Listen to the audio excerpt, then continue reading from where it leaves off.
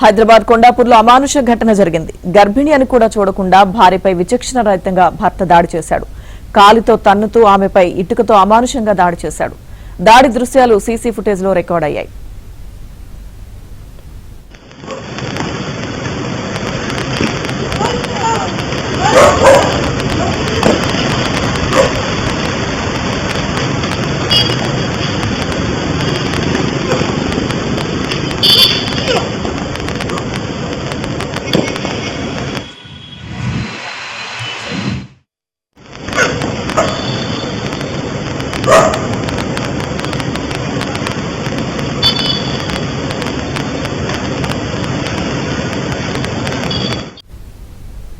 హఫీజ్పేట ఆదిత్యనగర్ లో మహమ్మద్ బస్రత్ దంపతులు ఉంటున్నారు. 2024 అక్టోబర్లో పశ్చిమ బెంగాల్కు చెందిన షబ్నా ఫర్నీన్ ను బస్రత్ ప్రేమ వివాహం చేసుకున్నాడు. పెళ్లైన నాటి నుంచి తల్లిదండ్రులను కాదని అదే బస్తీలో అద్దెకుంటున్నారు. అప్పటి నుంచి దంపతుల మధ్య గొడవలు మొదలయ్యాయి.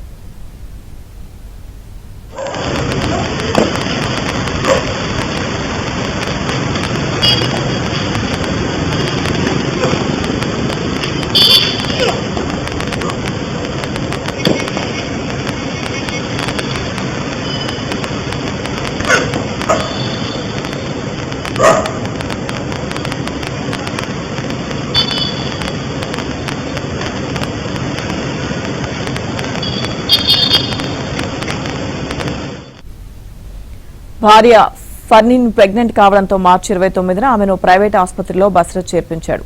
ఏప్రిల్ 1న డిశ్చార్జ్ అనంతరం దంపతులిద్దరూ మళ్లీ గొడవపడ్డారు. ఈ క్రమంలో ఆగ్రహంతో రెచ్చిపోయిన బస్రత్ ఆసుపత్రి ఎదురుగా ఉన్న రోడ్డుపై భార్యను కింద పడేసి ఇటుకతో ఇష్టానుసారం దాడి చేశాడు. అనంతరం భార్య చనిపోయిందనుకుని అక్కడి నుంచి వెళ్లిపోయాడు. ఆమె తలకు తీవ్ర గాయాలు కావడంతో కోమాలోకి వెళ్లింది. ఘటనా స్థలానికి చేరుకున్న పోలీసులు ఆమెను నిమ్స్ ఆసుపత్రిలో చేర్పించారు. నిందితుడు బస్రత్ ను పోలీసులు అరెస్ట్ చేసి రిమాండ్ కు తరలించారు.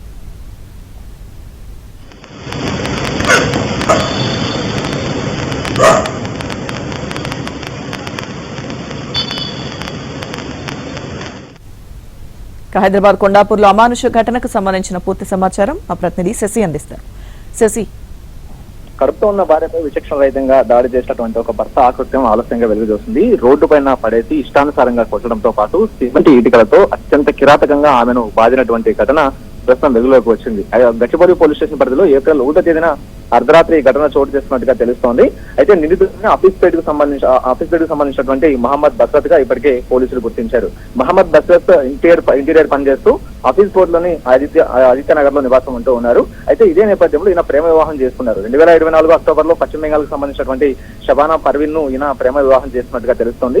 వేరు కాపురం విషయంలో ఇద్దరి మధ్య కూడా తరచూ గొడవలు వస్తున్నట్టుగా ఇప్పటికే పోలీసులు గుర్తించారు. అయితే ఇటీవల గర్భం దాల్చినటువంటి పర్వీన్ ఆమెకు వాంతులు అధికమయ్యాయి. ఇదే నేపథ్యంలో ఒక ప్రైవేట్ ఆసుపత్రికి ఈ నెల 29వ తేదీన తీసుకుని వచ్చారు. అక్కడే ఆసుపత్రిలో చికిత్స చేసిన తర్వాత 1వ తేదీ అర్ధరాత్రి ఆమె డిశ్చార్జ్ అయింది. డిశ్చార్జ్ అయిన తర్వాత తిరిగి బయటకు వచ్చిన తర్వాత భార్యాభర్తలు ఇద్దరు కూడా మరొకసారి గొడవ పడ్డారు. ఆ గొడవతో సంయమనం కోల్పోయినటువంటి నిందితుడు భార్యను అక్కడే కింద పడేసి విచక్షణ రహితంగా కొట్టడంతో పాటు పక్కనే ఉండేటటువంటి ఇటుకలను తీసుకుని ఆమె మీద ఆమెను కొట్టడంతో పాటు ఇదంతా స్థానికంగా ఉండేటటువంటి సీసీటీవీ ఫుటేజ్ ఇదంతా కూడా రికార్డ్ అయింది. అనంతరం ఆమె అపస్మారక స్థితిలోకి వెళ్లిపోవడంతో చనిపోయింది అంటూ కూడా నిర్ధారించుకున్నటువంటి నిందితుడు అక్కడి నుంచి పరారయ్యాడు. అనంతరం స్థానికుల ద్వారా ఈ విషయాన్ని పోలీసులు సమాచారం అందుకున్నారు. ఆమెను నిమ్స్ కు తీసుకొచ్చి ప్రస్తుతం చికిత్స అందిస్తూ ఉన్నారు. ప్రజెంట్ ఆమె కోమాలో ఉన్నట్టుగా కూడా తెలుస్తోంది. అనంతరం ఈ ఘటన పైన కేసు నమోదు చేసినటువంటి పోలీసులు నిందితుడి కోసం వేట కొనసాగించారు. ఎట్టకేలకి ఈ ఘటన జరిగిన తర్వాత 2 రోజుల తర్వాత అతన్ని అదుపులోకి తీసుకుని రిమాండ్ చేసినట్టుగా కూడా తెలుస్తోంది. మొత్తానికి ప్రేమ వివాహం అయితే నిందితుడు చేస్తున్నట్టుగా తెలుస్తోంది. ఈయన 2023లో జస్మీర్ దర్గాకు బస్సులో వెళ్తున్నటువంటి సమయంలోనే షబానా పర్వీన్ నిందితుడికి పరిచయం అయింది. అనంతరం ఆ పరిచయం కాస్త ప్రేమగా మారింది. అయితే ఇరువురి పెద్దల్ని ఒప్పించి వీరిరువురు కూడా కోల్కతాలో వివాహం చేసుకున్నట్టుగా కూడా తెలుస్తుంది. అనంతరం కొద్ది రోజుల క్రితమే భార్య గర్భం దాల్చడంతో పాటు ఆమె అనారోగ్యంగా ఉండడంతో ఆసుపత్రికి తీసుకెళ్లిన తర్వాతే ఈ ఘటన చోటు చేసుకుంది. అంతకుముందు వేరు కాపురం విషయంలో ఇద్దరికి భార్యాభర్తలిద్దరికి మధ్య గొడవ చోటు చేసుకుంటూనే ఉంది. మరోవైపు తల్లిదండ్రుల దగ్గరే ఉంటానంటూ కూడా నిందితుడు చెప్పడం, ఆ తర్వాత లేదు వేరు కాపురం పెడదామంటూ కూడా భార్య చెప్తూ ఉండడం, ఈ అంశం గురించి పలుమార్లు గొడవలు జరుగుతూ ఉండడం, ఆ గొడవలు జరుగుతుండడంతోనే అది కాస్త ఎక్కువ అవడంతోనే ఇప్పుడు ప్రజెంట్ ఈ అంశానికి దారి తీసినట్టు కూడా ప్రజెంట్ తెలుస్తుంది. సో మొత్తానికి నిందితుడు అయితే మాత్రం పోలీసు అరెస్ట్ చేసి రిమాండ్ కి తరలించారు. Lakshmi. Okay Shashi, thank you.